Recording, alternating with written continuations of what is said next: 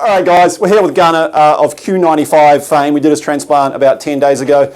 Buddy, tell us about the last 10 days. How you doing? How's the recovery been? What have you been noticing? Been fantastic. I've noticed that the red scabs have sort of fallen off in time with showering. We did two different areas with Gunnar, really. We did the top, which included the hairline, and we did the crown pattern. Now, one of the things that's very important in the crown area is you actually have to rebuild the swirl pattern.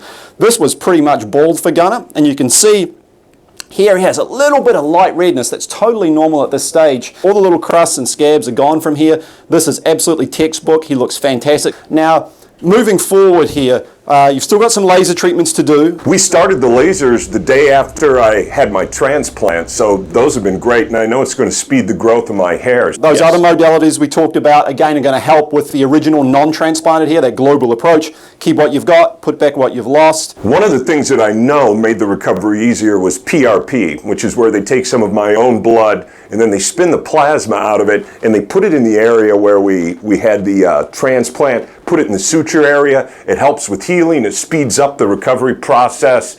It was great for me. By the time we get to 4 months, we should see about 40% growth. That new hairline will be in. You'll be starting to have a more youthful look. So that's going to be a gradual process. This is not something where you're going to look in the mirror one day and go, oh my God, look at that massive change. It's very gradual. I'm glad it's going to take a while, because you don't want to leave the office on a Friday, come in on a Monday and look like Elton John. That's not what you want. You want it to be a little more gradual so people can sort of see that gradual change. That is true. That's very true. One of the big things a lot of guys are worried about is, you know, oh, my buddy's going to give me a hard time. How will I be perceived about doing something for myself? What sort of feedback have you had to this point? I've had nothing but great feedback because guys are curious. Right. I mean, they want to know, does it hurt? What is the recovery like? The recovery for me was virtually pain-free. The suture line in the back, no pain. Up top, no pain. Got to wear a hat within 48 hours. Everything was great. My pals, they really haven't given me much of a hard time at all. Right,